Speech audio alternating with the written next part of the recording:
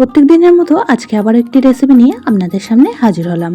আজকে নিরামিষ কুমড়ো শাকের একটি রেসিপি আপনাদের সাথে শেয়ার করব, যেটা গরম গরম ভাতের সাথে থাকলে আর কিন্তু কিচ্ছু লাগবে না, এটা দিয়েই সবটুকু ভাত খাওয়া হয়ে যাবে।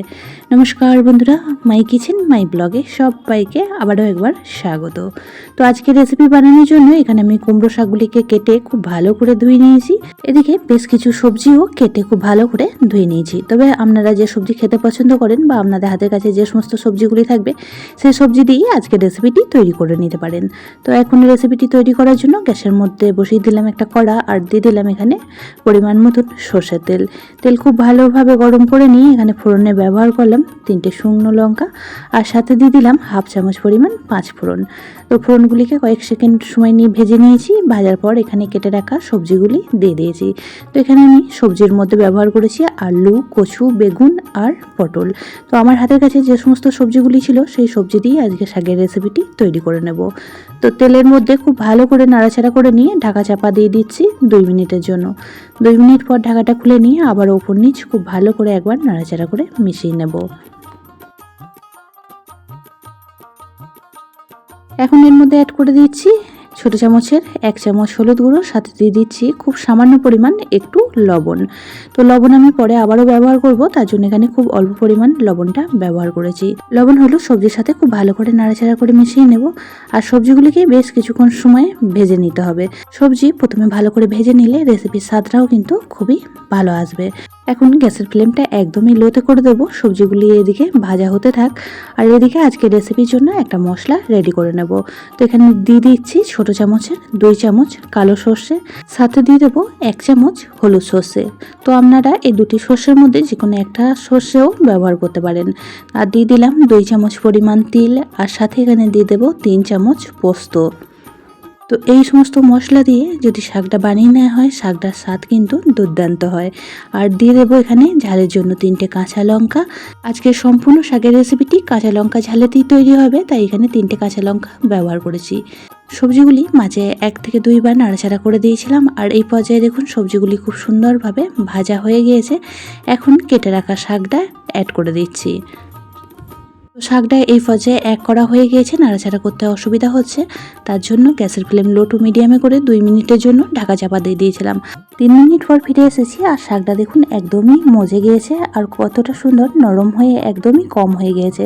তো এখন নাড়াচাড়া করতেও সুবিধা হবে। তো খুব ভালো করে সবজির সঙ্গে এখন শাকটাকে নাড়াচাড়া করে মিশিয়ে নেব। মেশানো হয়ে গেলে এখানে দিয়ে দিচ্ছি 1 কাপ পরিমাণ জল। তো শাকগুলি সিদ্ধ হতে এখন বেশ কিছুটা সময় লাগবে, তার সাথে আলু কচুটাও খুব সুন্দরভাবে সিদ্ধ হয়ে যাবে। তো জলটা দিয়ে খুব ভালো করে আবারও মিশিয়ে নিয়ে ঢাকা চাপা দিয়ে রান্নাটি করে নেব 3 থেকে 4 মিনিট। পুরনো বন্ধুরা সবসময় আমার পাশে থেকে আমাকে এতটা সাপোর্ট করে এগিয়ে নিয়ে যাওয়ার জন্য অনেক অনেক ভালোবাসা। নতুন বন্ধুরা যারা চ্যানেলটিকে এখনও পর্যন্ত সাবস্ক্রাইব করেনি, তাদের কাছে অনুরোধ রইল চ্যানেলটি সাবস্ক্রাইব করে পাশে থাকা বেল আইকনটির অল প্রেস করে দেবেন। তাহলে আমি যখনই কোনো ভিডিও দেব নোটিফিকেশন সবার আগে আপনাদের কাছে পৌঁছে যাবে। 4 মিনিট পর ঢাকাটা খুলে নিয়ে খুব ভালো করে একবার নাড়াচাড়া করে মিশিয়ে নিয়ে এখানে দিয়ে দিচ্ছি একটা ছোট সাইজ টমেটো, আর সাথে 2টো কাঁচা লঙ্কা মাঝখান থেকে ফাটিয়ে। আজকের রেসিপিটি যেহেতু কাঁচা লঙ্কা ঝালেতে তৈরি হবে, তাই রেসিপিটি যদি একটু ঝাল ঝাল হয় খেতে বেশ ভালো লাগবে। তো টমেটো আর কাঁচা লঙ্কা এখন শাকের সাথে খুব ভালো করে মিশিয়ে নিয়ে আবারও 2 মিনিটের জন্য ঢাকা চাপা দিয়ে রান্নাটি করে নেব। তাতে করে শাক, আলু, কচু সমস্ত কিছুই খুব সুন্দরভাবে সিদ্ধ হয়ে যাবে।